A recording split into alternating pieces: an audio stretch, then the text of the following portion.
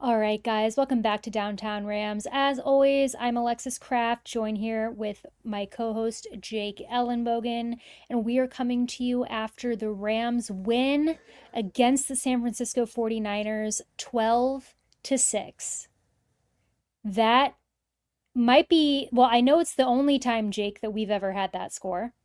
With any game that we've covered, that will probably be the only time that we'll ever have a 12 to 6 score uh, I mean, it's one of those games that is so unreal. Um, Should we you're do it, by looking, the way? go for it. It's up to you. I did it I last night. It's a great song. I don't even care. I don't even know what song you're referring to, but go ahead and play. I think I do. You do. You've seen it a million times. Go ahead, play the Um, song. I'm finding it. Stall. All right, while Jake is finding whatever song, we have a comment about play the song. What I was saying about the score is if you haven't guessed by now, I can't imagine none of you have caught up on the game, but if you're just listening to our recap, there was not a touchdown scored by either the Rams or the 49ers, but the Rams pulled out the win against the 49ers. Jake, play the song. Oh, that's not the song. What the hell? What was that? Holden. I thought he was. That's funny. No, this is the song.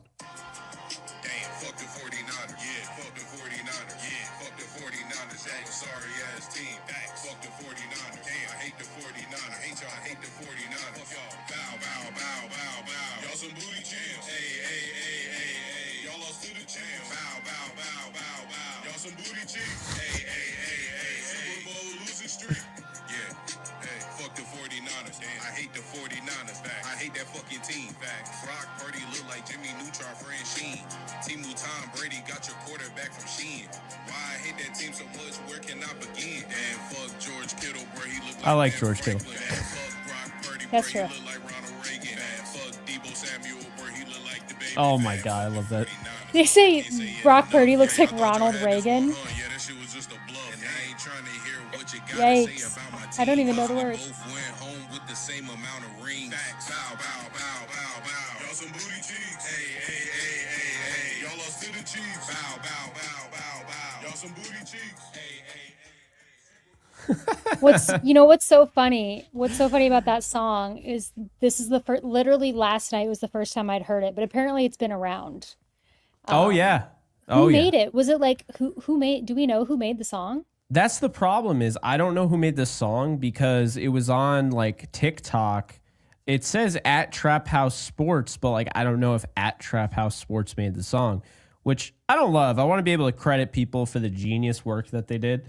Um, so if you made the song and somehow you come across this video, hit me up at JK Bogan. I want to give you credit. And I want to make sure you get credit for anybody who uses the song because everybody is using the song. And also, That let's clarify that this is in like relatively good fun. yeah, I We're don't hate the not, 49ers by the way. no, I don't. I retired my hatred even from the Lions. I don't know if you saw my public Well, service let's not announcement. take it that far. No, Let's not take it that I'm far. done hating I'm done hating teams. I'm done doing it.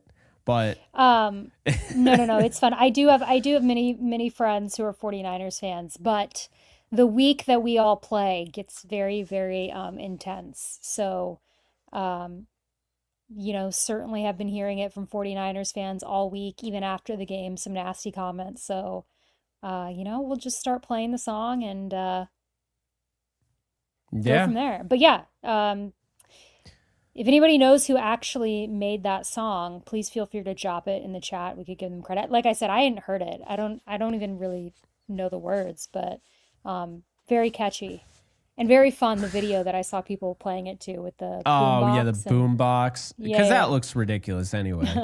But Well, yeah, I mean, last night was so big for the Rams because they got the first sweep of the 49ers since 2018. You have a Kyron Williams quote I want you to throw out there. And I want you to give context to it because I think people are saying, oh like, yeah. he's barking up the wrong tree. Well, first off, no, he's not because you guys aren't coming down doing anything about it. You're not making the Hmm. playoffs. But second, He was justified. Even if he said it in the tone that I think people read it on Twitter, I agree with it. So, give your thoughts on that. Kyron Williams was interviewed after the game, and they kind of talked about um, just recap and kind of touched on, the rivalry between the Rams and the 49ers. And he gave actually a compliment. He complimented the 49ers a lot, but he talked about the energy of the Rams team and how some of the players in the team had been talking about, we have a chance to sweep San Francisco, and how then they did it. And when he was asked to describe kind of the feeling, he again complimented the 49ers, but at the end he said something about like it felt kind of like we were the big brother now, or something like that. We're the big brothers now. And of course, 49ers are taking that quote and circulating it around. And the whole video is out there, by the way. They're sharing the video, which is like 2.5 minutes long. And they're obviously using a clickbait quote from the end. But like you touched on, even if that was the quote, I mean, I don't know that he's necessarily like wrong in terms of this season, right? I mean, He's we've not. won both games, but also like to be fair, as you and I were saying, like people aren't watching the video. He actually was very complimentary of the 49ers and talked about how good of a team they are and how hard they are to beat. So yeah, that's the context between that Kyron Williams quote that I know like 49ers fans are using to kind of trash him or trash the Rams and say that, we're sore winners or whatever. It's totally not true. But yeah, the video's out there. Anybody can go watch it. Yeah, so this is the original But creator at Trap House Sports. I just wanted to be clear. Like, I'm a big fan of giving credit to the first person that did something or created something. We're creators. We wouldn't like it if somebody took credit for our entire podcast, or right. not to say people don't take stuff that we say and, go on Facebook and act like they created the thought. I saw that with yours. You had, what was it? Braden Fisk getting a touchdown, and someone's like, yeah, I just have this feeling Braden Fisk is going to get a touchdown. I was like, there's no way you thought that beforehand, but it is what it is. All right. It's all good. The Rams won. That's all we care about. That's all that we care about. And you know what? Yeah. Against a division rival who, again, like we've touched on, I think to open the episode, we have a very intense rivalry with. And who, I feel like you and I are very, very fair to the 49ers. And, Absolutely. We give them a lot of credit. And we'll talk about it now. I mean, listen, guys, this was a win of 12-6. There was not a touchdown scored. I don't think Jake saw it going that way. I certainly didn't see it going that way. I don't think anybody did. It is funny. This one girl I know, and I follow her on Twitter, and she bet 24 cents for a touchdown to not be scored. No way. She did. And she's a Saints fan. She's not a Rams or 49ers fan. She's a running bit called Scared Money Doesn't Make Money, and she'll just pick outrageous FanDuel bets and take like 24 cents or 61 cents or like whatever it is to win, like at plus 24 that million, like whatever, odds.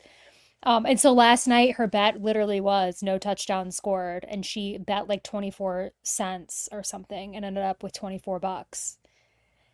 And I was like, crazy. That was a really good pick. But yeah, Jake, looking at this game, you have to give a lot of credit to the 49ers defense, first off. Absolutely. And you've got to give a lot of credit to our defense. I mean, it was a battle of the defenses. The offenses were not able to get anything done. I think the Rams in the second half had, a couple explosive plays, when the rain stopped, and I think they kind of adjusted to kind of the sticky coverage that the 49ers were executing really, really well.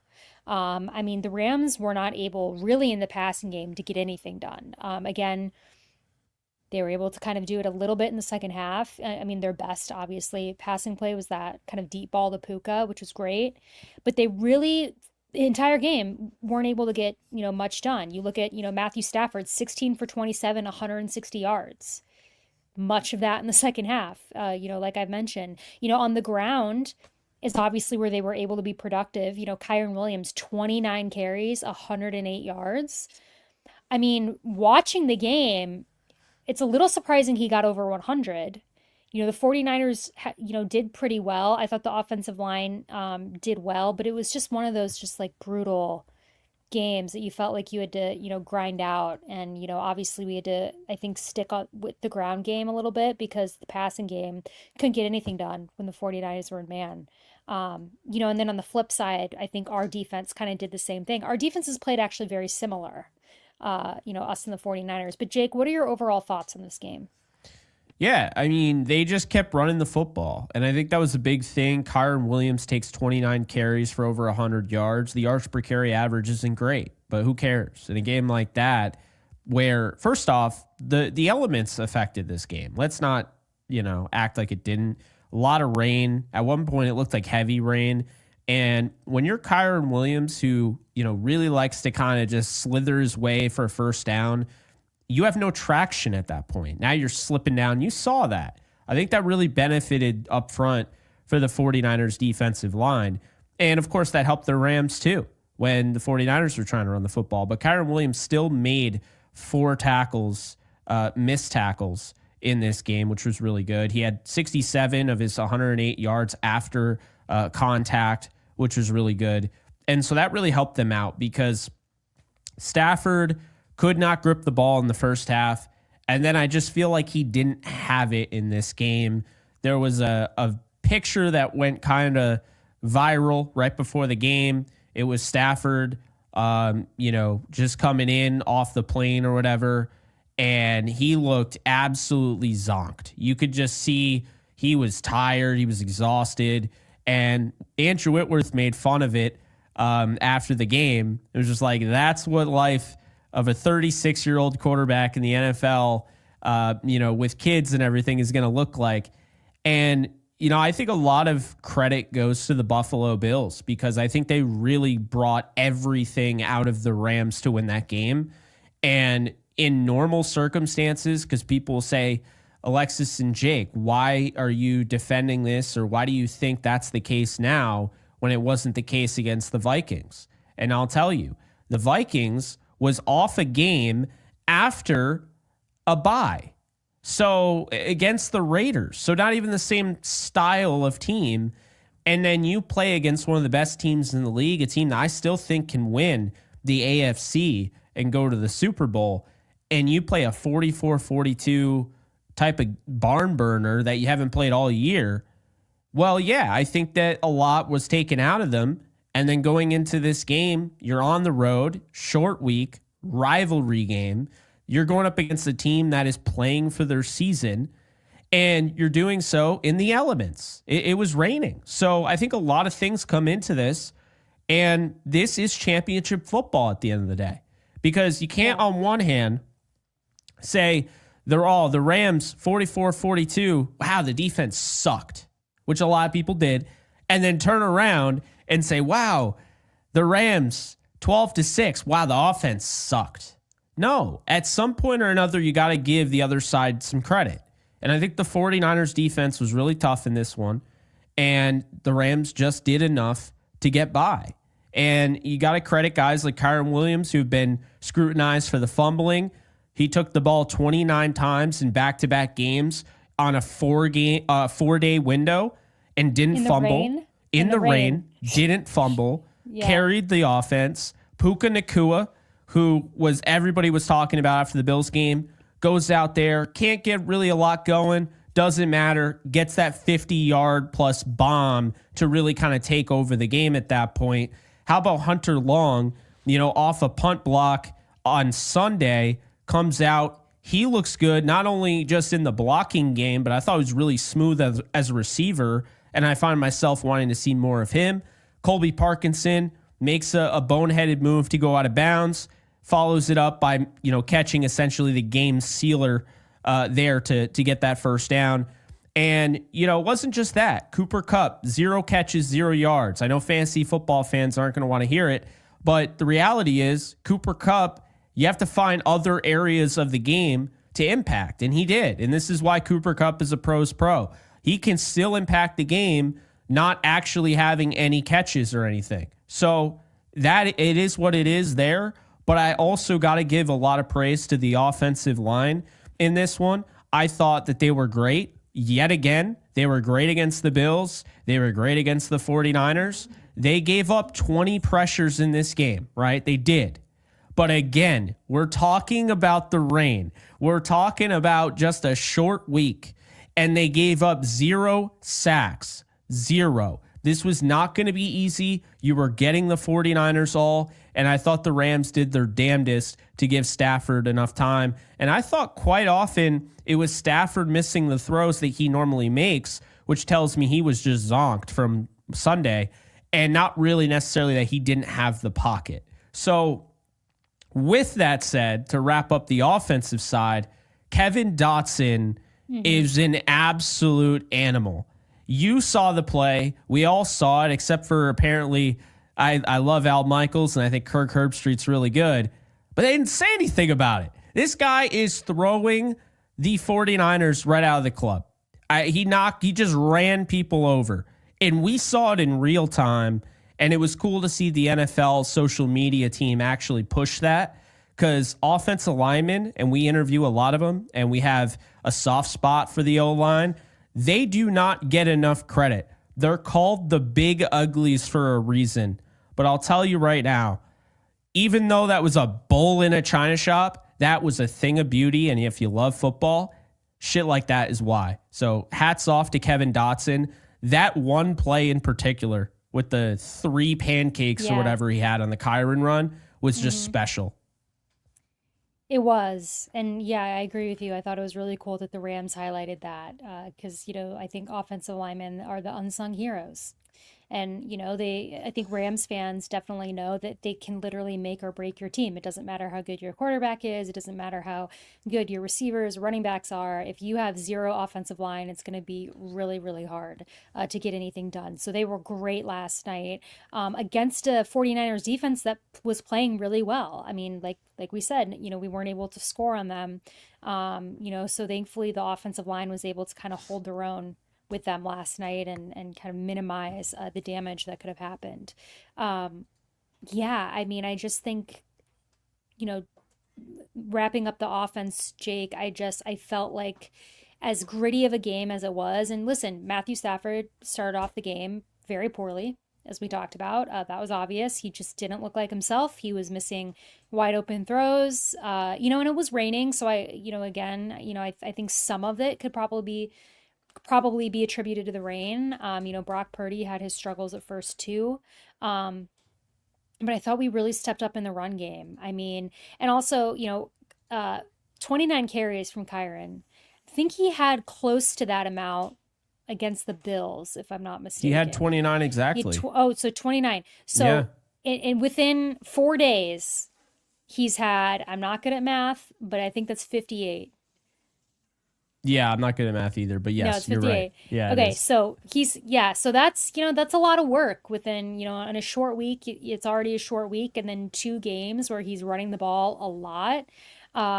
Just another testament to a great job by him in this game, and he kind of really put the offense on his back for a while.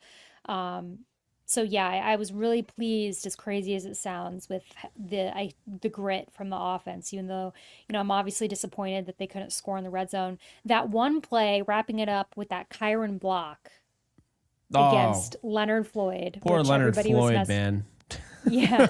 Everybody was messaging me about that. I have it posted on my Twitter if you guys want to check it out. But Kyron absolutely bodied Leonard Floyd. But what gets lost on that play is everybody's focusing on how good of a hit that was, because it was, great, it was great pass protection. Textbook. And then he completes the route and makes a catch.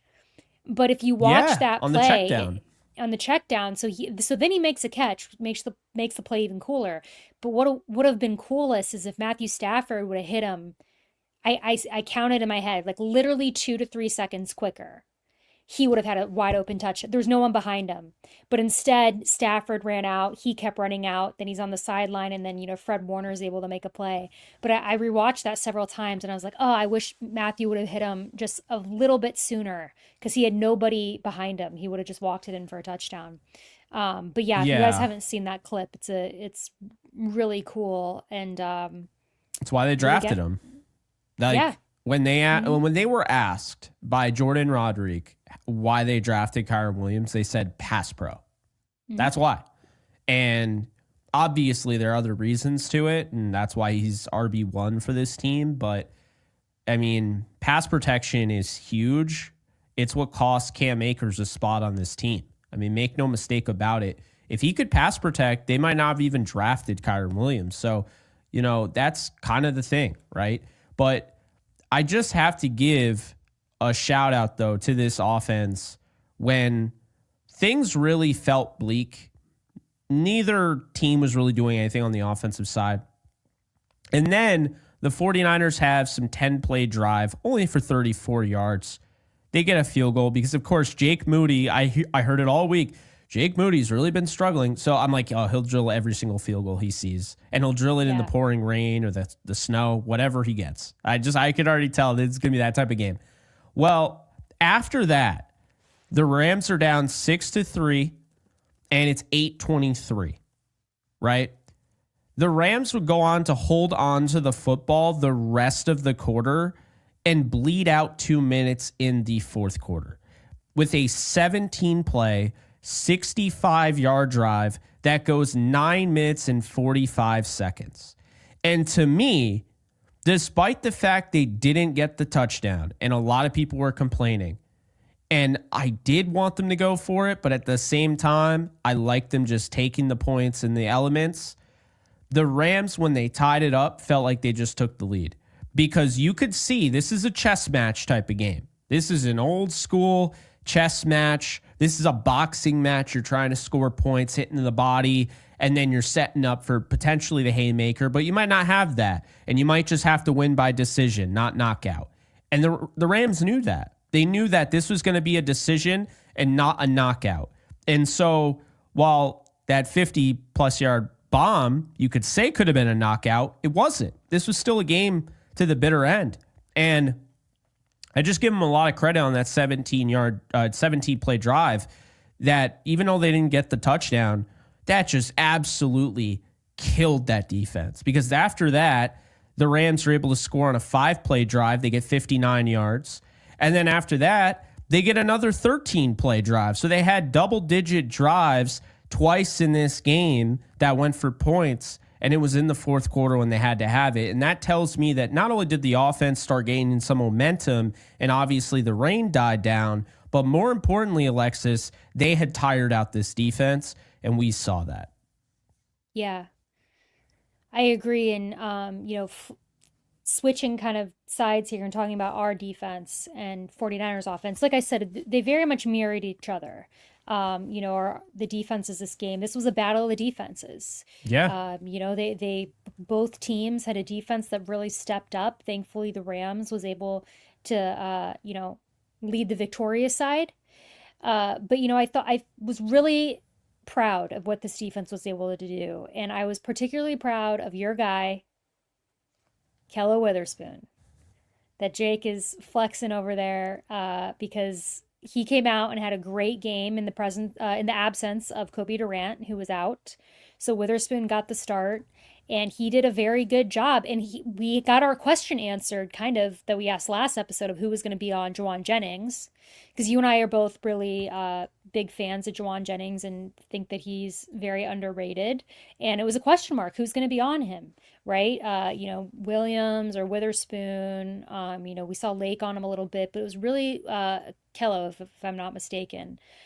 So Jake's throwing up some comments for everybody listening right now on our screen, complimenting Witherspoon and asking where the Kello haters are at. And I don't know, Jake. I don't know where they're at because I certainly haven't seen anything from them. I have, but they don't know ball, so I don't really care. I don't know how you watched that and said, yeah, he was okay, or yeah, he was all right. That was, to your point, I mean, that was a massive performance with Kobe out on a short week. And this is why he should have been starting all along. So anyway, I just want back to what you were saying. No, well, I wanted to give him credit because, in a game like this, yes, they have injuries, but, Juwan Jennings is very good. George Kittle is very good. Both of those guys were still in last night. And I thought our defense did a really good job, against them, all things considered. And looking at the first half, right, in the rain, it was chaotic. Obviously everybody was struggling, but I just thought that the Rams did really good. George Kittle, 4 receptions for 61 yards. I mean, it was a solid performance from him. He was their leading receiver. I mean, Juwan Jennings being held to 2 receptions and 30 yards is like, if you would have told me that a few days ago, I would have been ecstatic, but I would have been a little bit in disbelief. So the fact that he was able to be held to 31 yards is fantastic. But also just again, in general, the fact that the Rams defense was able to have such a shutdown performance and absolutely just make it misery for this 49ers offense is great. So I don't know if you have any thoughts kind of on the defensive performance as a whole, and if there's anything in particular that stood out to you. Yeah, well, I first off want to say this. I don't remember the last time a Rams cornerback has had 3 pass breakups in a game.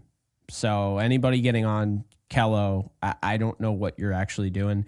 And I think the problem is a lot of people don't understand that cornerbacks, this is how I will explain it, because I love my analogies. As you know, we've been doing this thing. This is now our 554th episode. Wow, time flies when you're having fun.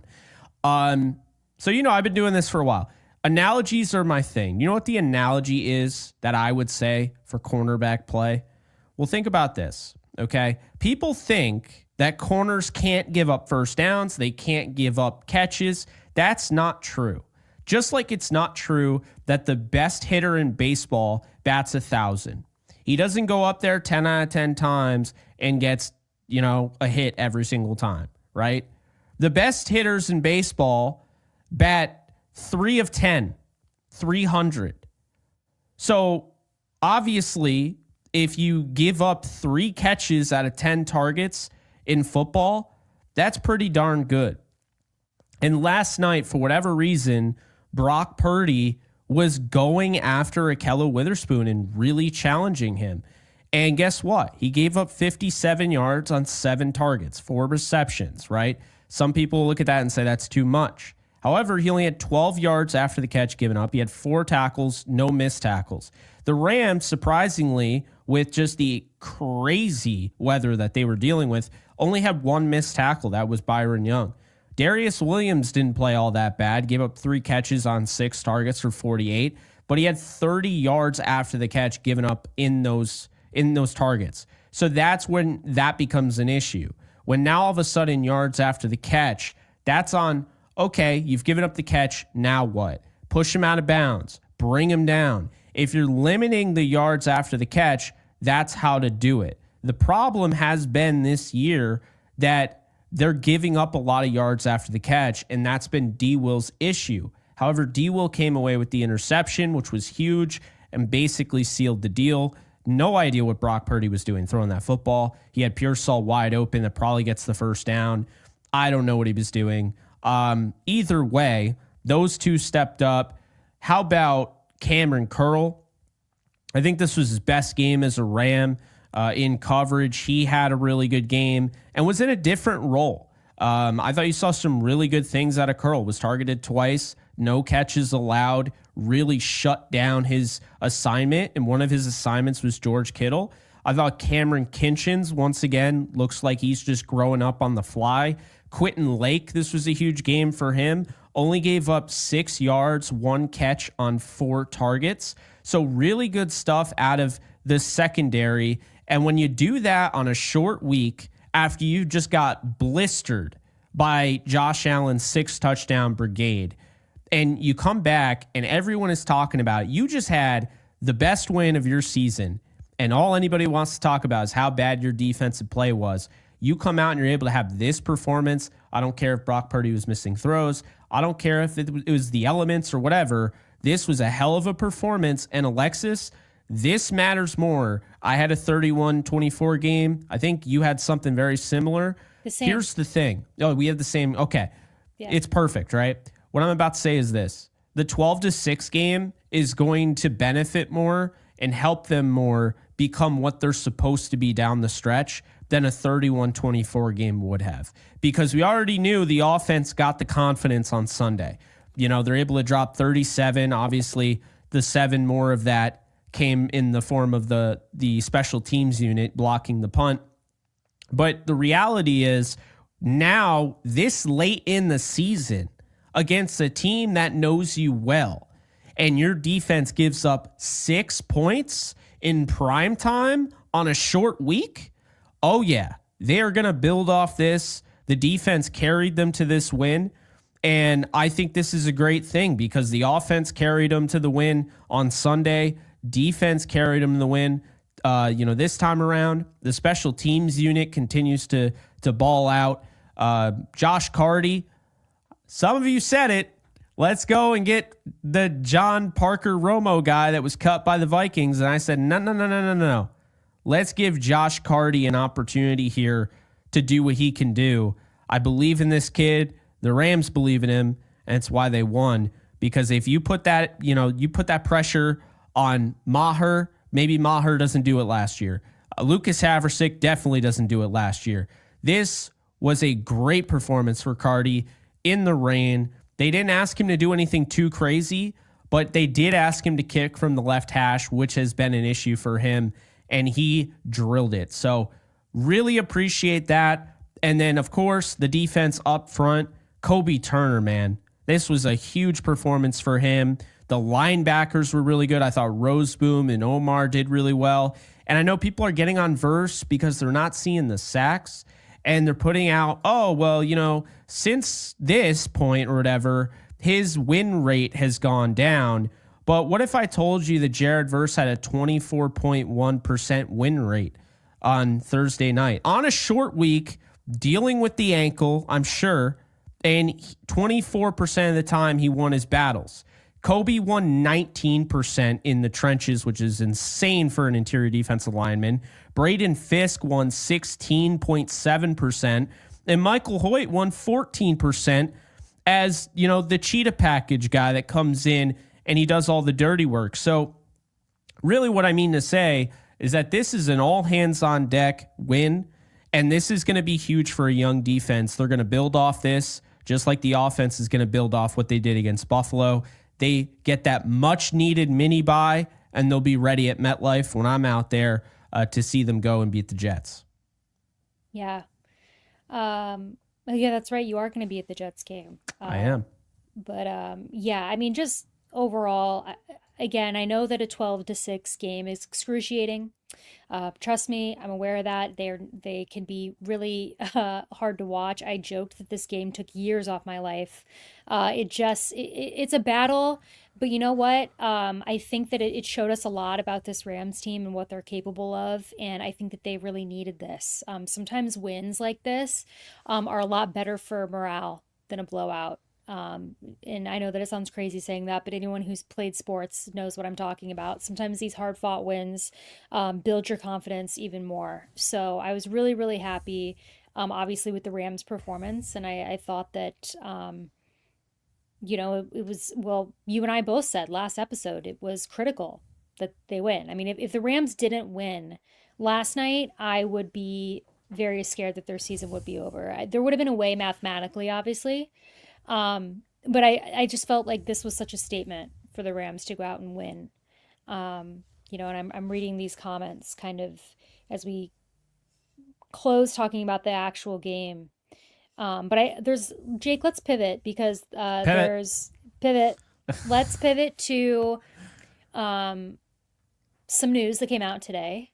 Yeah. That our former friend, Odell Beckham Jr., or I guess friend. We aren't close personal friends of Odell Beckham Jr. I mean, I've talked to him a little bit. I'll try to get him to the Rams. I've talked to him one time. He was nice. But anyways, Odell Beckham Jr. got released by the Dolphins. He did. And a lot of Rams fans are engaging in conversation on social media right now saying that the Rams should sign him. And I remember what happened last time Odell Beckham Jr. came to the Rams in the middle of the season. Season ended pretty favorably. Yeah. We ended up with a Super Bowl win. He got a touchdown in the Super Bowl. Now, Jake, I'll be honest. I see both sides of this argument. I'm Hmm. not super passionate about it one way or another. I would love to see him back on the Rams because I'm a big fan of Odell Beckham Jr. And I think that he is a benefit. I'm not saying that he is the same player he was, but I think that he's a veteran receiver. You get him in the locker room. God forbid somebody goes down, right? Yeah. You have him as a body, if anything, and also the nostalgia factor because he was, with us when we won the Super Bowl a few years ago. But then I also see the other side of it. We truthfully, you don't need him, right? We're not in dire need of a receiver. We already have Cooper Kupp and Puka Nacua, and we've got Demarcus Robinson, who's been playing very well, Tutu Atwell, who's been really coming through with us. We got rookie Jordan Whittington. We still have Tyler Johnson, right? So I understand kind of the people who are like, there's no point. So I see both sides of it. I'm not super passionate about it either way, but what are your thoughts? I mean, if we're going by don't need, did the Rams really need Jalen Ramsey? I mean, they spent all that, all those assets to get Aqib Talib and Marcus Peters. And I mean, they didn't need Jalen Ramsey, but they wanted him and they got it done. Did they need Stafford? Like we talk about this all the time. Like, yes, Stafford brought them over the hump, but that's a really kind of outlier move by the Rams where I don't think the 31 organizations trade a young Jared Goff in his prime for Matthew Stafford. I just don't think any other organization would have done that, move. Now, the organizations that were interested, the Colts didn't have a Goff and, Carolina didn't have a Goff. The 49ers, maybe, they wouldn't, but like really there weren't that many. And so that's the whole thing. I always hear like the need. Like, do they really need to? No. Did they need Odell Beckham Jr. when the year they won the Super Bowl? Like, no, actually. Going into that signing, and that's the weird thing, the voodoo, where I will never forget it as long as I live. I'm at the Devils game in New Jersey, and I get a text. I'm on my way to the Devils game. And I get a text from the most random account ever on Twitter. 0 followers. This was clearly somebody inside the organization. 0 followers, 0 following. And it's one of those DMs that you see, right? But it's like you have to read more or whatever. It didn't just show up right at my DMs. It's just something that said like request or I forget what it is. But anyway, I open it up. It said Robert Woods is done for the year. So make of that what you will, or whatever it was. And I'm like, come on. I'm literally about to go to the Devils game. And this dude's giving me news that I honestly didn't really even believe. Right? Because I was like, Odell's signing a contract today. Like, what is he talking about? Robert Woods suffers the injury the day Odell is signing the contract. So think about this. Odell signing the contract doesn't change history. It doesn't make it so Robert Woods tears his ACL, right? He doesn't get the injury because Odell signed the contract. So what I'm saying is at the time, let's be honest here, at the time, the Rams didn't have a need. They had Van Jefferson, they had Cooper Kupp, Ben Skoranek was a guy they really liked. They had Robert Woods, and they had Deshaun Jackson before he asked out for God knows why, and he still regrets it to this day. He talks about it all the time. Point being, if they don't make the trade for Odell Beckham Jr., Robert Woods goes down with the injury, and they don't have anybody, and even worse, Alexis, he's a Packer. And guess what? The Packers lost a wicked close game in the snow to the 49ers. Remember that? I think Odell is enough for them to win that game. And then you're probably playing the Packers in a rematch in the NFC title game. And guess what? You're not hosting that. You're going to Lambeau Field. So you see how things can change even if you take one thing away. And so sitting here right now in saying they don't need a wide receiver. They got Tyler Johnson and Demarcus Robinson, Tutu Atwell. I love Tutu Atwell. I don't want this to take anything away from Atwell, playing time-wise or anything. But if Odell wants to come back to the Rams for the veteran minimum, how do you not bring him back? Familiarity, right? That's huge. He gets along great with the head coach, the quarterback, the rapport with the quarterback, Cooper Kupp. He's still explosive, had over 16 yards per reception last year for the Baltimore Ravens. And people are going to tell me he's washed because of the reality that the Dolphins never used him. He had 55 yards. They threw the ball to him like 11 times. So I don't know. I think if the Rams could make it happen and he wanted to come back, I would do it. I think the biggest issue is what number is he going to wear? That's the biggest issue for me. I can't figure it out. Yeah, because 313. He can't be. I mean, 23 is taken, but I don't think a receiver can be in 20s. And I agree with this. It's simple, but it's effective. Great for red zone touchdowns. He can be an option. All he has to do is be a sub package option. I think he still has that explosion. He had a 90+ yard game against the Rams last year when he was on the Ravens, and he had a 100+ yard game against the Bengals in week 11 last year. So this guy still offers that. The Dolphins just never used him, and they drafted a young player, Malik Washington, who they'd rather give him reps to. So they had a plan. They didn't fall through on it. They changed it, and Odell and them are parting ways mutually. So Odell's either going to go to the Chiefs, the Rams, the Ravens, or the Bills, in my opinion. Maybe the Eagles, maybe the Lions, but that's how I feel. It's going to be a contender. And if he wants to go back to the Rams, they held his locker almost the entire 2022 season for him, so you never know. Well, on that note, what do you think about the Aaron Donald talk? Because I feel differently about that. Yeah, it's gone. It's over. People need to grieve. Now, obviously, there will always be that little flicker inside, right? Well, he can't come back. I don't know if you saw that. I didn't. Saw. Oh, yeah, no, he can't come back because it's after week 13. That was the deadline for a retired player on the retired list to come back. And so this is how they would have to do it. This is why he wouldn't come back. Because if he wanted to play for the Rams, do you know what they have to do? They have to waive him. He has to clear waivers.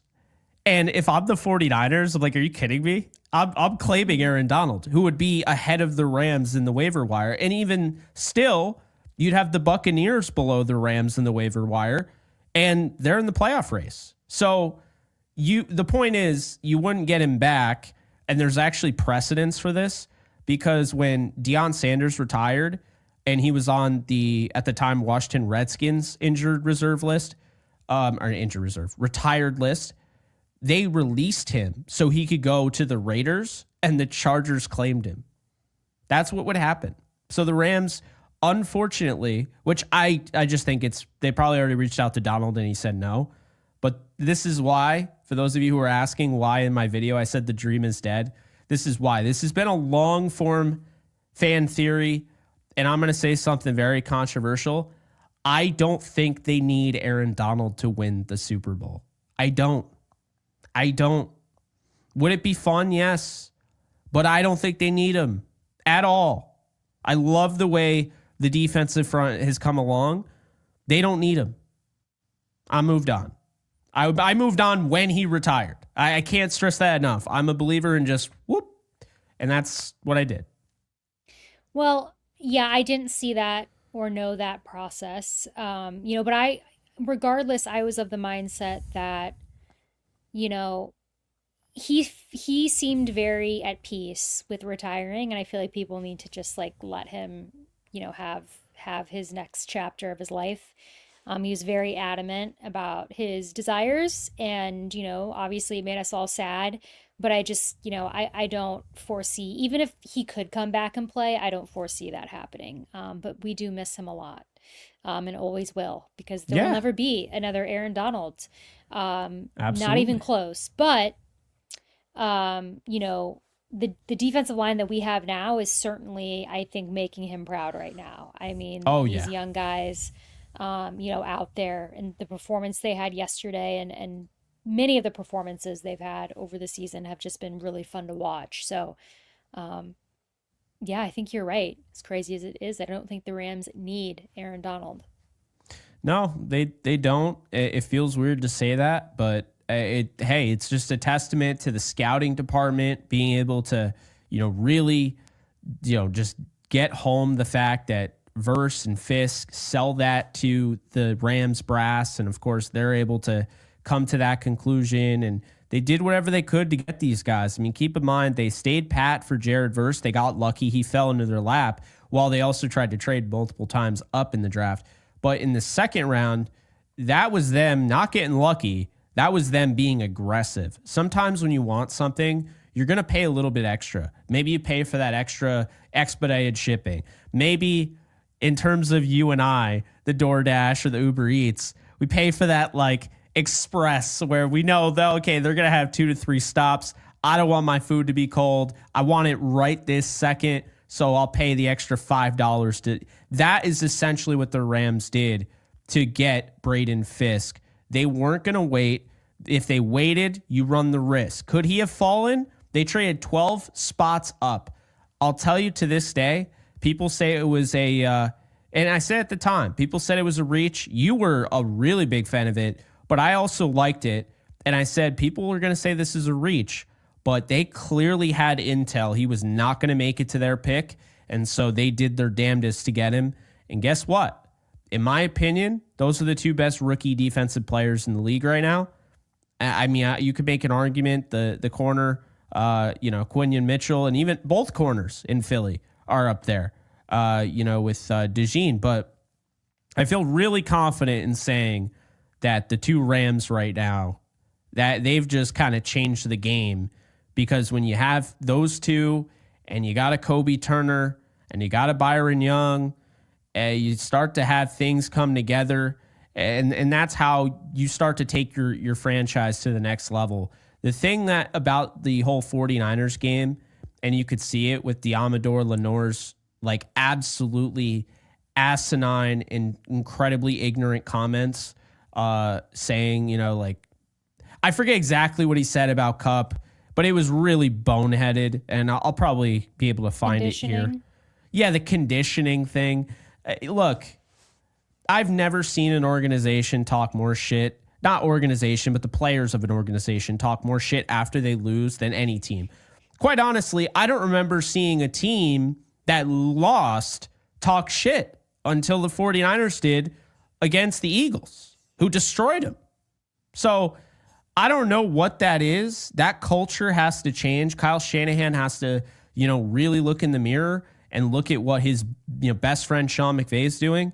Because I can tell you, they closed the gap, and they need to look over at the other sideline and say, what are we missing? Why did we just lose to this team twice? Because I could tell you, it's not just the injuries, okay? And you could say they got lucky the first time, but what about this time? On your turf, with your back against the wall, you gave it your all and you lost. And to me, this is why I'm not going to focus too much on the Niners culture, but say the Rams are trending in the right direction. And while everyone was so big about, complaining about their F them picks, literally in the middle of them complaining about it, Alexis, the Rams were rebuilding on the fly. And if you didn't notice it, you were too blind to see it, but it doesn't matter because they're 8-6 right now. And they might be, 2 wins away from clinching this division, depending on how the Seattle game goes with the Packers and the Vikings. Not going to be an easy next 2 games for Seattle. Well, that's right. And to close out this episode, I wanted us to talk kind of about these scenarios and, what needs to happen in order for the Rams to clinch a playoff spot. And this is always something that you're really good at, with like remembering seeding and numbers and all that. And that's a little over my head, but I will say this. So we know that Seattle plays the Packers this Sunday night. Mm-hmm. Don't shoot the messenger, guys. But I think that it's trending that I think that Seattle could win this game. I do too. I have them winning the game. I think, they're playing at home. It's a very difficult environment to play in Seattle. The Packers have been really hot and cold as of late, but they've really been struggling. And I feel like this is going to be a game that the Seahawks are going to win. So, assuming that the Seahawks win on Sunday, Jake, that would put them at 9-5. We're still at 8-6. My understanding is, we got to take a look at the Washington Commanders game, but they're probably also going to win against the Saints because, in my mind, and I'll let you talk about the mathematical scenarios of this in a second. From what I'm seeing, it looks like the Commanders and the Packers, obviously, aside from the NFC West, we need them all to do poorly. But aside from the NFC West, I think it's the Commanders and the Packers who we need to start losing. So the Commanders are like a failsafe, right? If they lose, the Rams have that wild card to fall back on, but you got to win the division. You want that home playoff game. So it's really simple. The Rams control their own destiny. There are 3 more games on the season. Woo! The season flew by, and at the same time, it didn't. Felt very excruciating at points, like the 1-4 point of the season. But just look at that. 7 of the last 9 the Rams have won. It's put them in this situation. So the next 3 games, Jets at MetLife. Sean McVay, I don't believe, has ever lost at MetLife Stadium. So he's had a lot of success there. I've been at every game, and I haven't seen a loss. So he's had a lot of success there. That Giants game last year, 26-25, don't take it for granted because I'm telling you right now, that Jets game is going to be in that same mold. I really think that's going to be a cold weather game. Don't believe me, go outside right now in upstate New York, and it is really cold. I'm sure it's even colder in the city, or near the city because they're in Jersey. But keep that in mind. That is going to be a tough game. Although one thing I will say, if you want to take this to the bank about why you should feel comfortable about it, Matthew Stafford has never played well against Wink Martindale. And when they played against the Giants last year, that was Wink Martindale's defense. That gave, 3 turnovers, whatever. Wink Martindale is not the defensive coordinator in this one. So we'll see how it goes. I do think it'll be close. Then you have Arizona. Arizona's fan base doesn't travel well to SoFi. I know it's not that far away. I know some people are going to say, what fan base? But all in actuality, the Rams will not have to play with a silent count. If we're just being real for 2 seconds, we know the Rams will not have to play with a silent count against Arizona. That will feel like a playoff game because Arizona needs that. The Rams, they could be trying to clinch the playoffs in that game. So you take care of those 2. Guess what the Rams' record is? 10-6. They are knocking on the door at that point, if they win those 2 games, with a date against Seattle in Week 18 at SoFi Stadium. They are knocking on the door at an 11-6 record, which would be better than last year. So I'm just saying, it started off poor, but the Rams have a chance to not only have a better record than last year, but get that 3rd seed and host a playoff game. They could get the 4th seed and host a playoff game. And really, what you're looking at, Green Bay could be an opponent, and I'm sure they'd love to get revenge. 24-19 loss without Cooper Kupp, Puka Nacua, bunch of other guys. I mean, Logan Bruss was starting, and he's not even on the team anymore. Let's just put it that way. So 24-19 against the Packers, you could have a rematch. You could see Rams Commanders. That would be interesting. Sean McVay going against his former organization. You could have a Rams Seahawks rematch from Week 18, like where they basically just stay at SoFi Stadium. So really interesting stuff there. I think that those are really the only likely ones. But the wild card is open as a failsafe. I'm just saying, the way the Rams are playing right now, winning 7 of the last 9, you got to just win the division, Alexis. You got to get it done, get that home playoff game, get some momentum, and you could have the home playoff game in the divisional round depending on how things go in the wild card. So here's the thing. I think the Rams went out. I'll say it right now. I think they went out.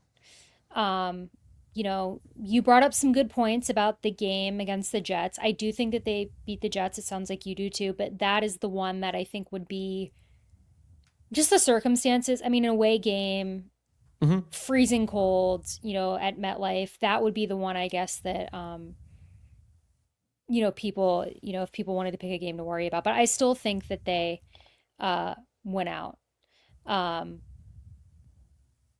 But I guess they could, trying to do the math in my head. There's a few situations where they could not win out, obviously, and make it. Yeah. I would be very curious. So it sounds like you would like to play the Packers. Oh, I don't care who they play. I think they'll beat anybody. I do too, but I still, if I'm a gambling betting person, I would like the Rams to probably play the Commanders out of the group that we just mentioned. So I'm telling you now, and they'll appreciate this because a lot of them are Dodger fans. Gary on Yankees Unloaded was like, who do you want the Yankees to play in the World Series? And I said, I am not answering this, because he was like, I want to play the Dodgers. I was like, I'm not answering this because this never goes the way I want it to. I literally, and to this day I regret it, 2018, we could have had Rams Chiefs. I think the Rams win that Super Bowl. And I rooted because I wanted revenge so bad from my childhood being ruined by Tom Brady. I wanted the Patriots to win. I rooted for the Patriots in the AFC title game to get revenge. I will never do it again. I do not pick teams I want to beat them or they're easier, because it always blows up in your face.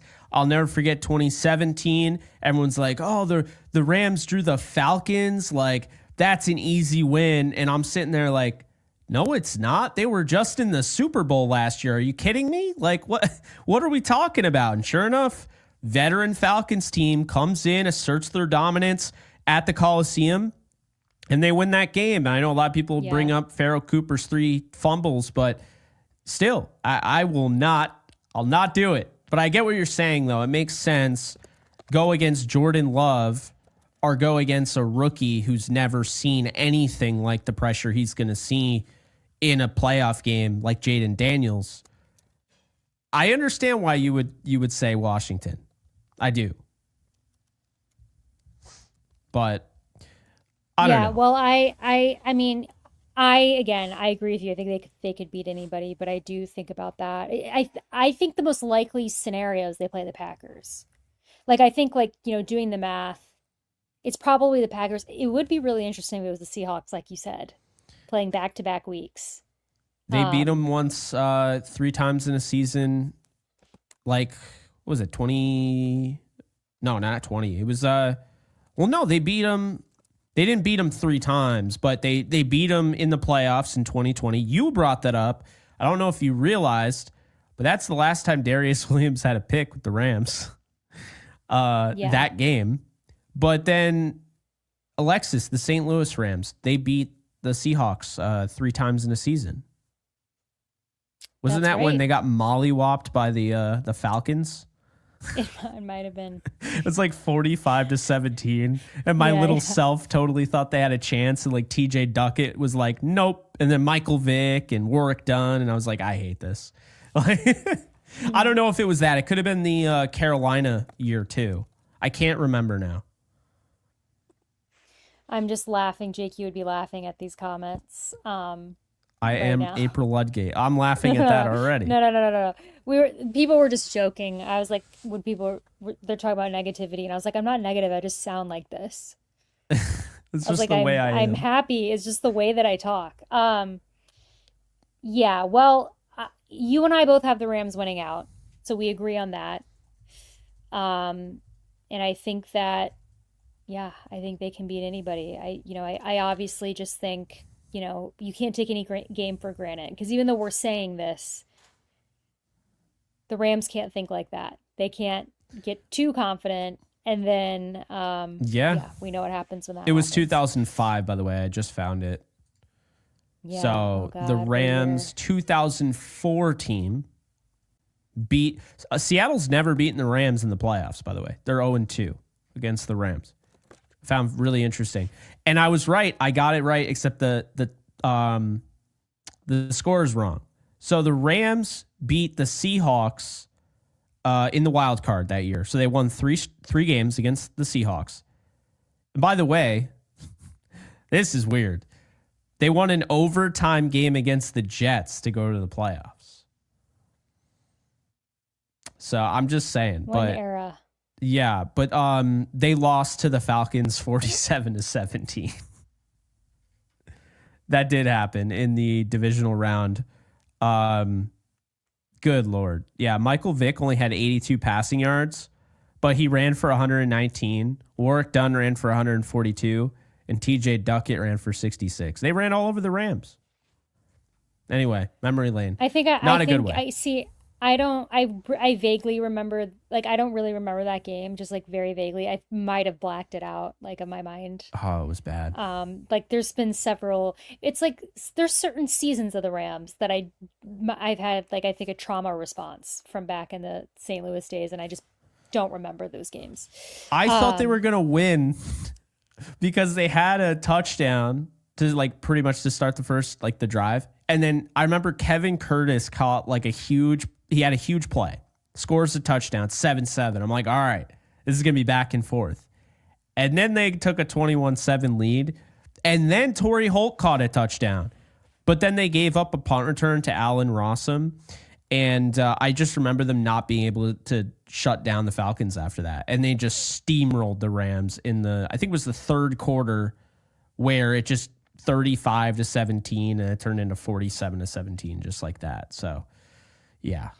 I'm remembering, so my mind, I don't know why this particular St. Louis Rams game was devastating to me, but do you remember the London game, Sam Bradford against the Patriots?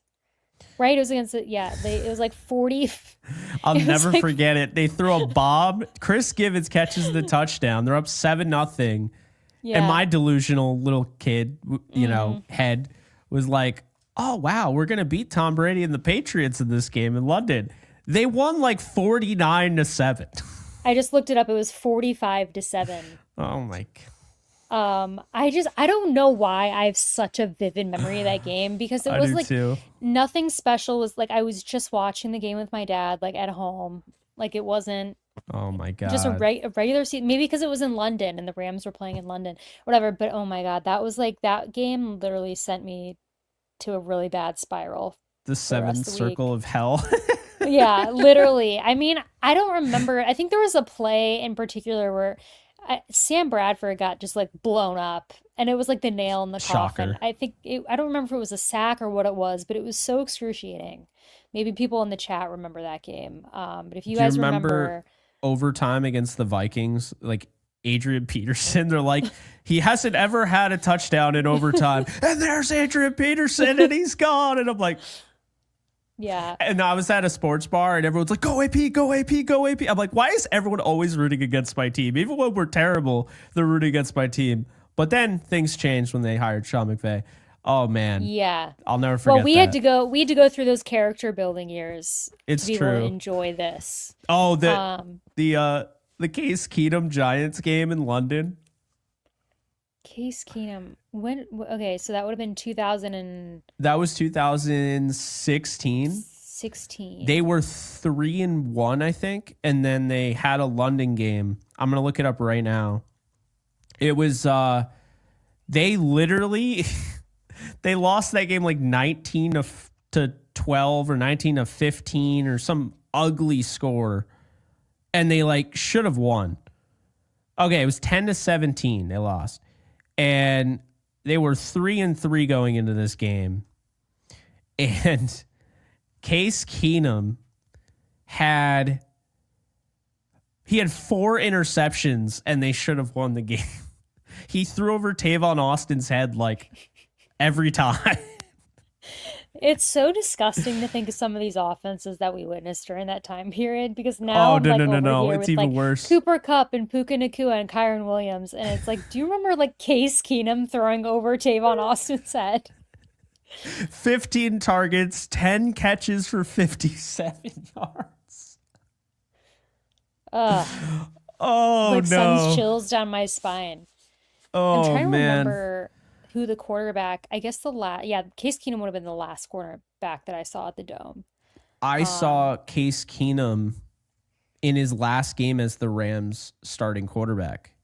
It was the Jets game, that the last game they won in week 10. They won that game 9-6. Very much like last night, except the defense wasn't the reason they won. It was just horrible offensively. It's just like, oh, good Lord. I see Marty Gilliard. Hey, Brian, I agree with you. I thought Terrell.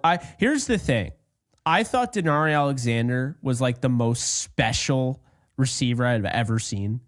Because I'll never forget the diving catch he had against the Chargers. And I was like, this guy is the greatest thing ever. And then he got hurt and I was depressed. Like literally depressed. yeah.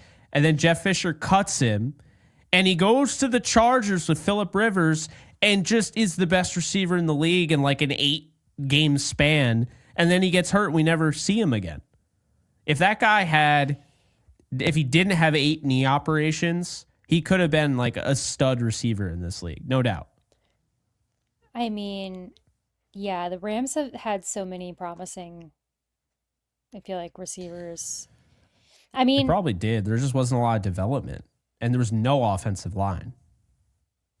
yeah, I mean the Tavon Austin career is always gonna hurt.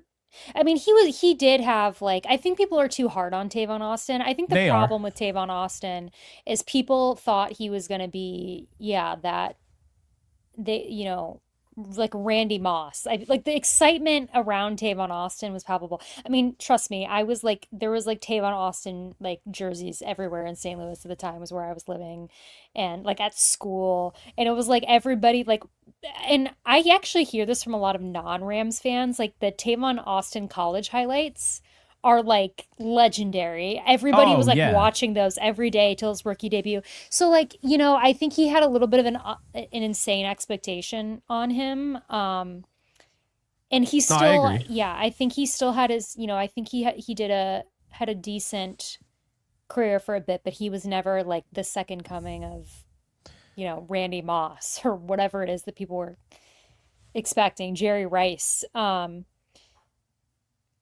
But Yeah. I saw someone mention Stedman Bailey in the chat. Yeah, remember like there was a time like Tavon and Stedman Bailey, like what a duo. I'll never forget having so like the expectations for whatever reason were so high in 2011 going into that year. They were. Spagnuolo was a rookie head coach, and he had just in the past year, and they had just lost on hostile environment last game of the year, Sunday Night Football, to go to the playoffs against Seattle, and it's like, oh, they're going to be better. Bradford won Rookie of the Year, and they just got because they keep in mind they lost Shermer. He goes and becomes the head coach for the Browns. Weird time. And then they go out and they get Josh McDaniels to be their offensive coordinator. And everyone's like, well, Josh McDaniels, he was the offensive coordinator for the Patriots. So it's automatically going to work. No doubt about it. And yeah, it didn't. I remember the Eagles game, 31-13, not being close. But then it was the Giants game where their offense actually looked like they had a chance of being good. And then Danny Amendola's elbow went to East Jesus nowhere. We still don't know where his elbow was. And got dislocated so bad that ESPN on the broadcast wouldn't show it. Yeah. And after that, Sam Bradford dealt with the high ankle sprain the entire year. The whole year he was banged up. And they won 2 games. And one of those games, I remember being at a sports bar watching, was against the Browns. And it was maybe the worst game in the history of ever. It was 13-12. I So was bad. Well, I was looking at some of these comments. Someone said Mob Squad, and I was like, that was a really fun era. That was a Yeah. really fun era. I had like Mob Squad t-shirts and everything. And I was actually thinking this. I think I can name every single person that started on that defensive line. And you guys can tell me if I'm wrong, because I think there's only going to be one player I'm going to miss. So up front, left to right, you've got Chris Long, Aaron Donald, Michael Brockers, Robert Quinn. Because this is back when we played like a more of the Kendall traditional Langford in 4-4. there, yeah.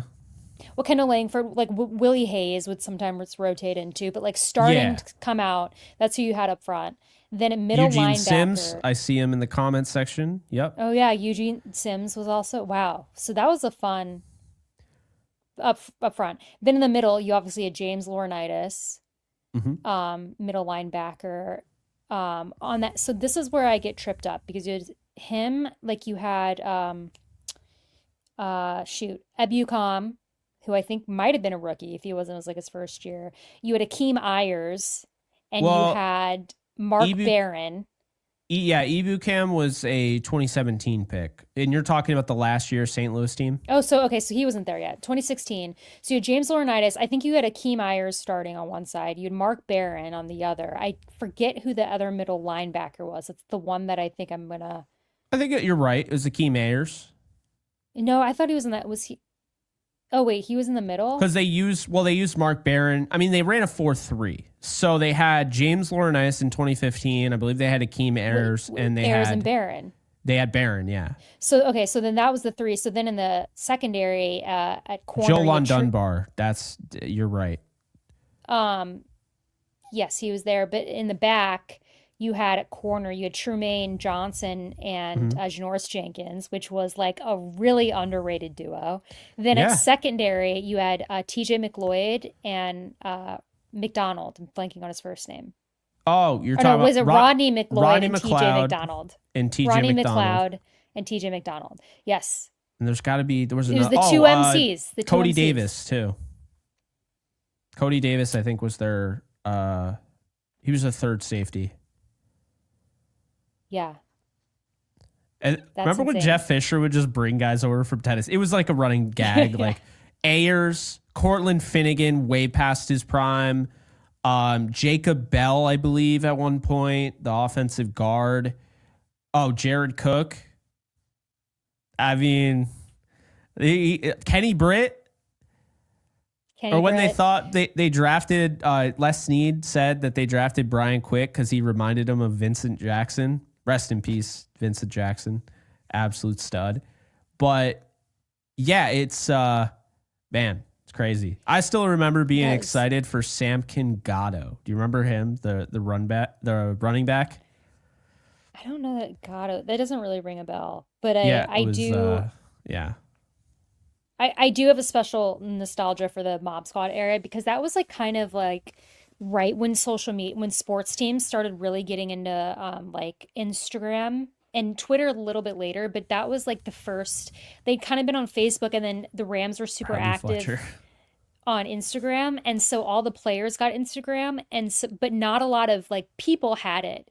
So like guys like Chris Long and Janoris Jenkins and Tremaine Johnson and like Willie Hayes would like mess like if you commented on stuff, like they'd reply back to you. So it was like a super interactive era that you don't really have anymore because now everybody has social media and it's totally changed.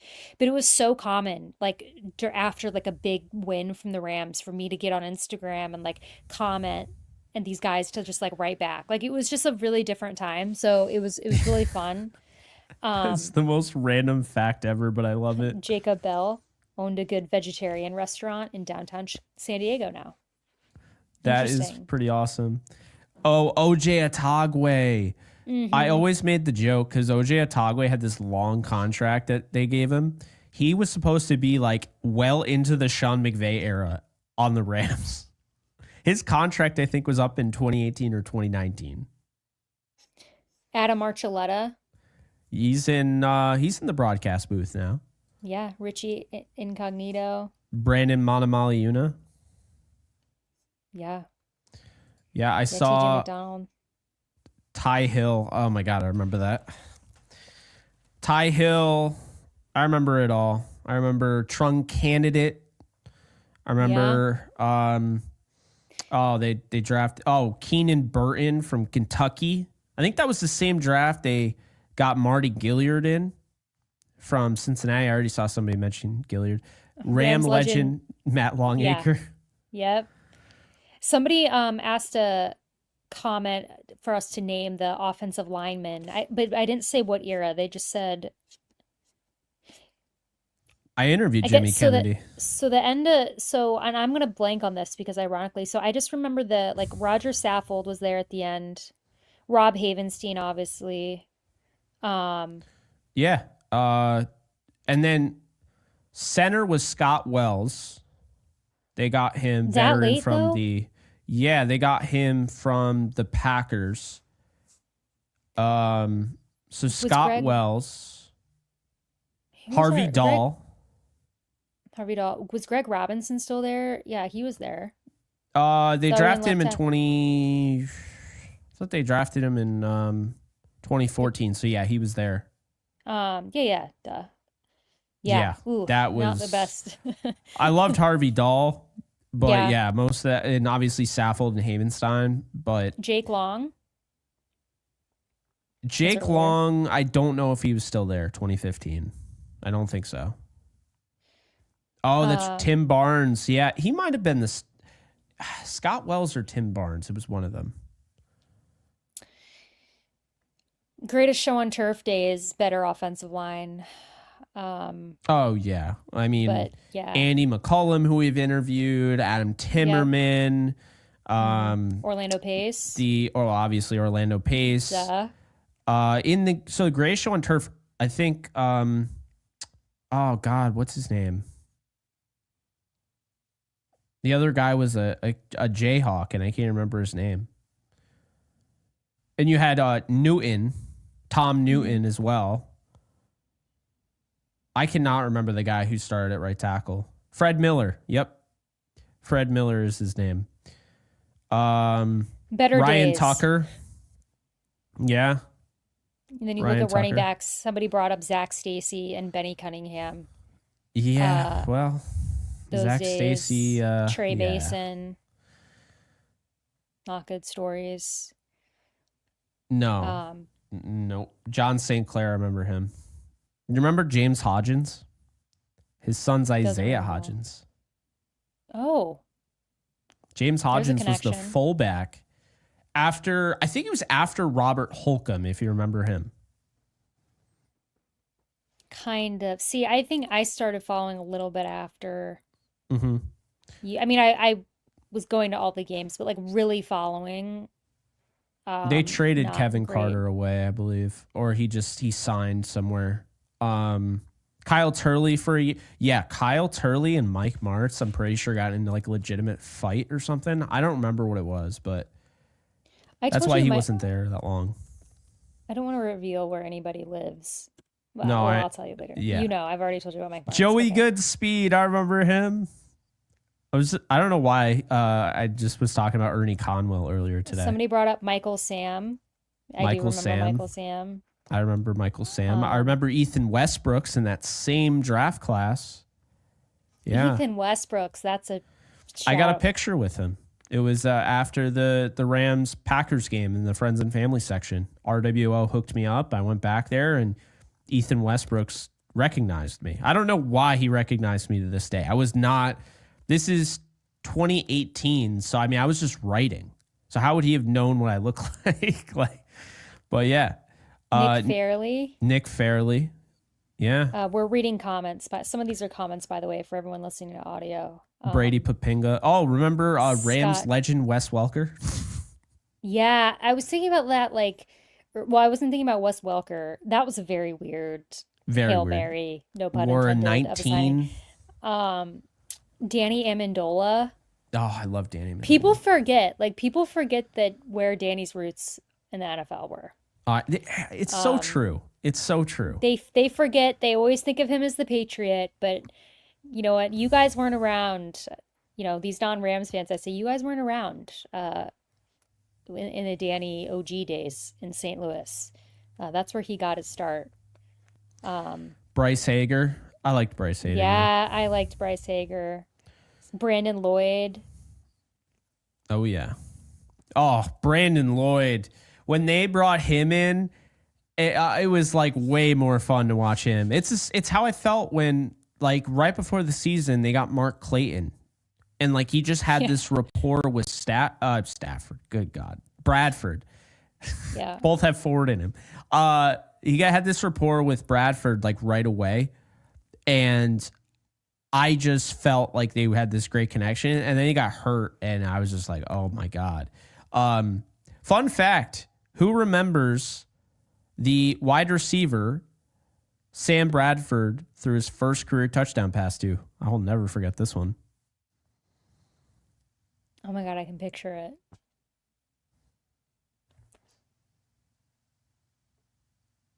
I know the answer, but I don't want to spoil it. Wasn't it a tight end? No. No, it was a receiver? Nope. Someone said London Fletcher. No, it wasn't London Fletcher. No, I'm messing with you, though. They were just reminiscing. Just to confirm, I know exactly who it is. Has anyone in the chat guessed it? No one's guessed it yet. Ugh, okay. Ugh, God, I was just going to read something from the chat and see who got it.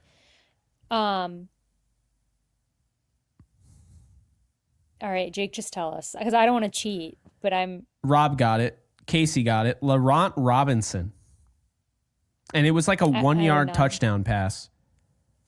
It was. It was literally a 1 yard touchdown pass. Let's go. I remember this to this day. And I was like, wow, that's going to be a trivia question someday. And it never was. So for the first time ever, I guess that's a trivia question. I didn't think I'd be asking it on my own show, but you know, here we are. Who was that? Is Christopher Wright? Was that against the Cardinals? I feel like I'm not remembering this at all. Yeah, the Rams were down 10-3. I believe this was in Arizona. No, it was in St. Louis. Ken Wisenhunt versus Steve Spagnuolo. Oh my God, what a era. Derek Anderson was the quarterback because this was after Kurt Warner. Yeah. Bradford rolled over to his right and threw a touchdown to Laurent Robinson, from what I remember. Man. And then Laurent went to the Dallas Cowboys and had some random heater when he had like a 6 straight game, 120 plus yard a game like performance with Tony Romo and the Cowboys. It was so weird because he was kind of disappointing. They expected him to be really good. In that game, Jackson ran for 81 yards and 22 carries. Mark Clayton. This guy was a throwaway by the Ravens. They're like, oh, you want him? By all means. Mark Clayton had 16 targets from Sam Bradford for 10 catches and 119 yards. Crazy. Danny Amendola caught Clayton. 6 for 67. Laurent Robinson caught 3 for 18 and a touchdown. Billy Badgema and Daniel Fells were also receivers in that game. Marty Gilliard got a target, did not catch. And Holman Awanui, he had 8 yards on a catch. Yeah, crazy. Kenneth Darby, Mike Carney. I chatted with Mike Carney a bit on the pod. That was a while ago. I don't remember Sam Bradford having a horrible rookie game, though. He had 3 interceptions. I don't know that he did. I don't remember I feel that. like he had 3 picks. Yeah, I mean, I don't know that he ever had like a bad. I don't remember his rookie year being painful, and because of that. I remember it.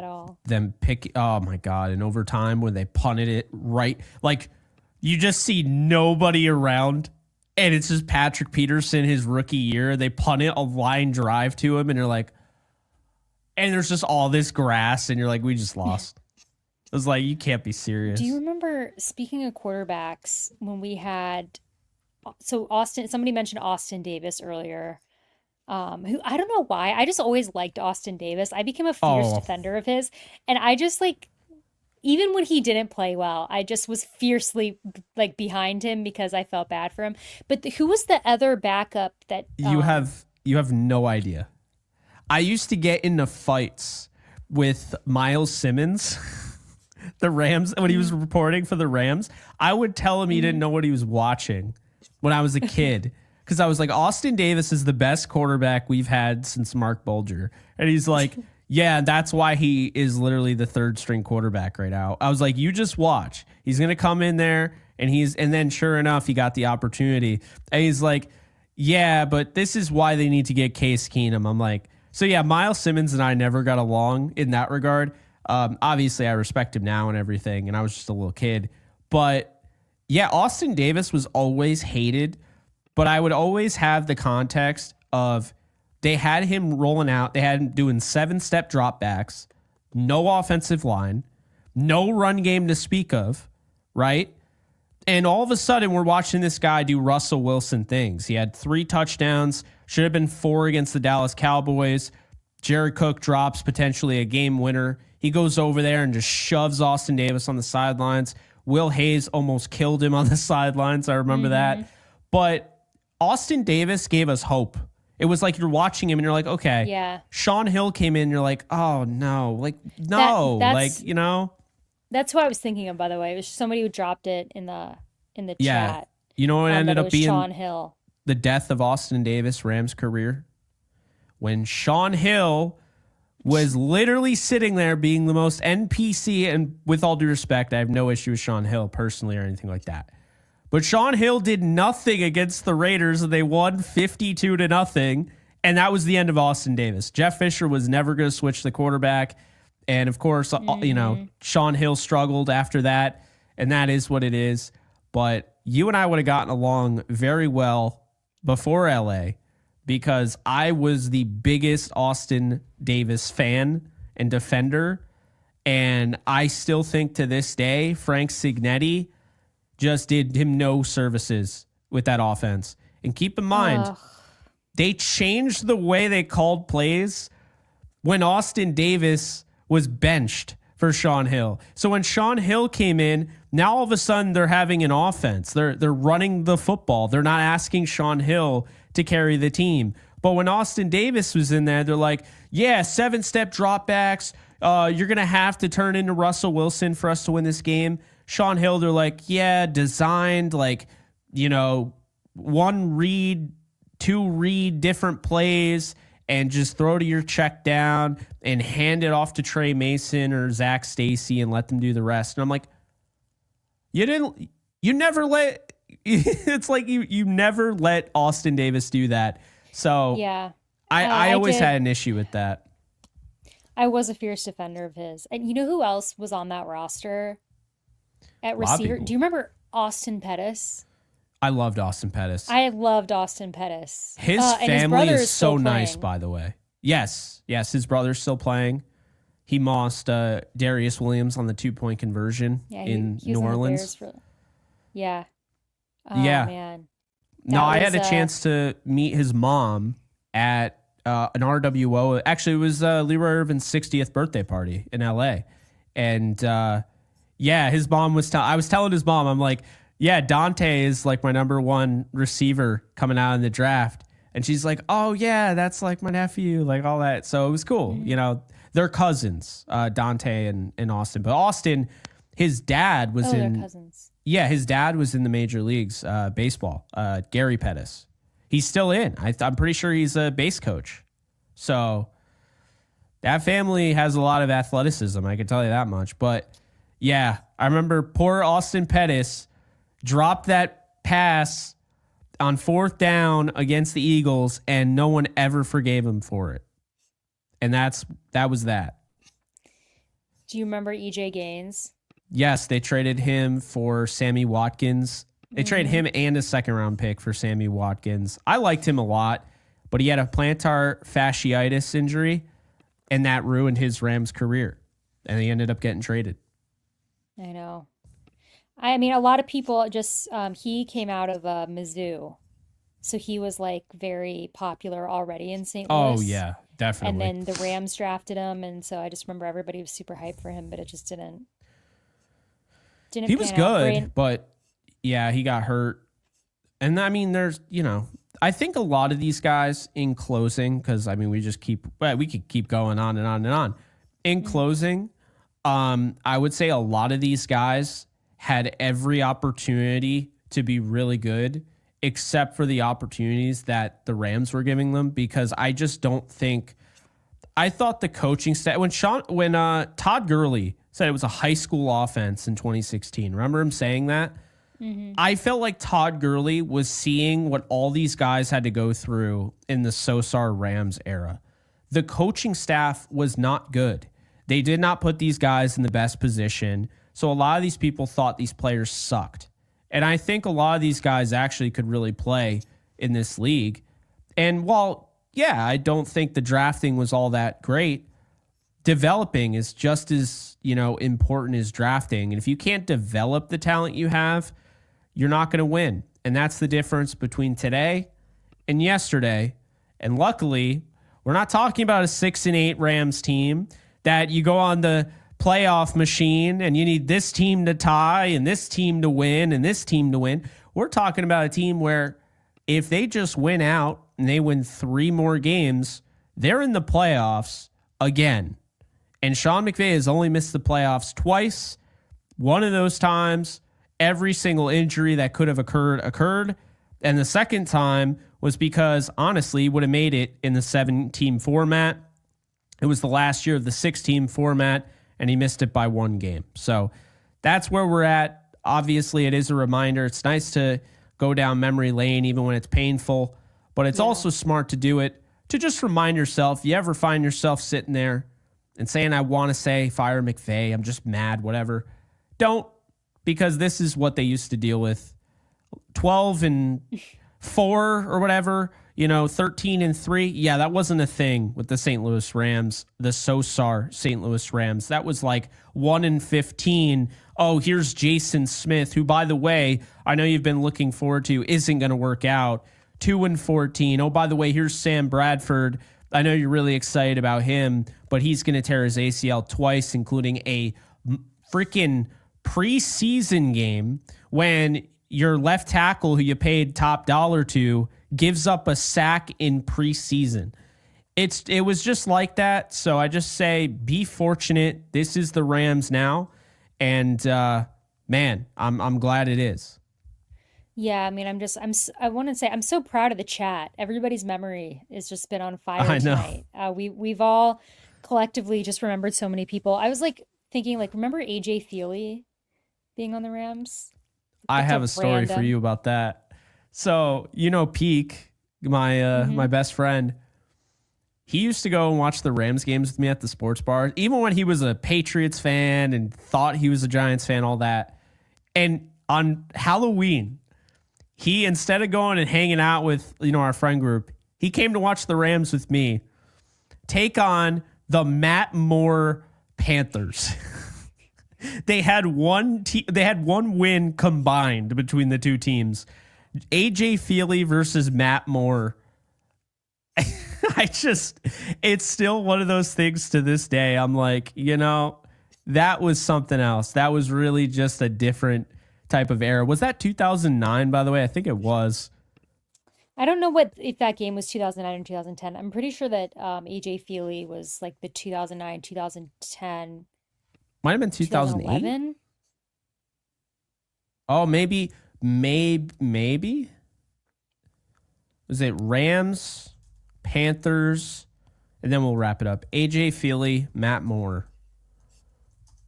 Google's asking me, why are you? Okay.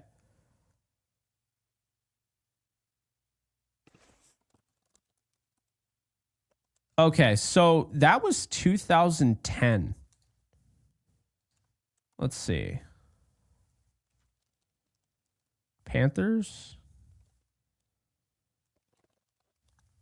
I'm not seeing it. I know they played the Panthers. Yeah, I don't remember about that. I don't remember that game. Somebody brought up Jake McQuaid. And him, him and John Hector and Greg the Leg. Yeah, I'm not seeing it. But I mean, it's probably Jeff Wilkins, that's right. Jeff Wilkins, yeah. Yeah, no, I don't know. His kid. Damn. I saw Dane Looker earlier. Yeah. Like I said, just so proud of the chat. Everybody, we've really gone down memory lane. Some brutal years for all of us who were around in those eras. I mean, yeah, this is not it can be worse. That's what I'm gonna tell people. You can be at the pits of hell with the Rams. Absolutely. We certainly have been. So yeah, that was 2011, and I guess I don't know. I think there's a Mandela effect going on because I remember it differently. I definitely don't remember this being a preseason game because I went to the sports bar to watch it. I guess it was. That would make so much sense why it was Matt Moore versus AJ Feely. No, but he actually ended up That- AJ Feely started 3 games in 2011. Kellen Clemens. Oh, yeah. Tom Brandstater. That is we've truly had a insane. I mean, the ride. Rams. Yeah, Yeah. it's been an insane ride. Brock Berlin, Oh, yeah. Todd Keith Bauman. Knoll. Scott Covington. I can't. Josh Gordy, Justin King, Justin Bannon, Fred Robbins, Leroy Glover, Quentin Michael. Oh, I love Darian Stewart. He was great. Well, I thought he was great. I don't know. He might have been really good. Maybe not great. A lot of these players in the Rams probably were a lot better than they ended up being, but they I were agree. on the Rams. James Hall, And really liked him. Yeah. Damn. well, guys, yeah, as Jake said in closing, it's fun to have a little reminiscent segment of the show and just talk about how far Ryan we've come. Fitzpatrick. Yeah, somebody said CJ Anderson. I mean, yeah, the Rams have had like just a very random mix of players. Yeah, they really have. I mean, they even had Broadway Joe Namath. It was horrible. He was absolutely terrible for the Rams, but yeah, they had Joe Namath. And Yeah. they had Kurt Warner, I'm pretty sure, the running back with a C. Did we? I'm pretty sure. I don't remember. Kurt Warner wasn't even the first Kurt Warner. How about that? I'm pretty sure Kurt Warner went to the Rams. He did. His last year, 1990. Kurt with a C was a Ram before Kurt with a K. How about that? Who would have thought? There was yeah, two that's Kurt crazy. Warners. I know. They had some other guys that became Rams that were like, why is this guy a Ram? Yeah. But Wes Welker. We well, talked Wes about earlier. Welker's the one where you're like, What was happening? and why? Like the last 4 games of the I remember because no one would sign him because they were worried about his head injuries. And the Rams signed him and they got so much flack for it. Yeah. Well, I think that was more of like a just to sign a. He was a big name, you know, Sam from Rodgers. his Patriots days. But guys, yeah, I think that's gonna do it for us. Thank you for Yeah. reminiscing. Grant Windstrom, all these names are coming in the chat. Yeah, it's Travis fun to think Fisher, about these times. Jeremetrius Butler. All right, I'm done. Well, guys, as always, if you like what you hear, please like and subscribe. You can follow me on Twitter and Instagram at the Alexis Craft. Oh, Super sorry. chats. I don't want to forget Hank's Oh, super yes. chats. Puka had over 100 scrimmage yards on an off night. Yes, he did. Mm-hmm. And thank you for the 5 as well. Great divisional win. Looking forward to getting Higbee back. Feeling good about where we're at. Kyron ran hard and the defense balled out. LFG. Appreciate you, Hank. And I agree. Appreciate you. Thank you. And Higbee, he'll be back. So that's what it sounds like anyway. So really looking forward to that. But yeah, I'll let you close it out. I just wanted to get to those. Well, thank you again, Hank. Really appreciate it. And then, yeah, you can follow me on Twitter at the Alexis Craft. On Instagram, I'm just Alexis Craft. Jake is on Twitter and Instagram at JK Bogan. And guys, we've got a little mini bye week now, but we will be back, a few days before a matchup against the Jets to preview that. But as always, stay safe, take care, and go Rams.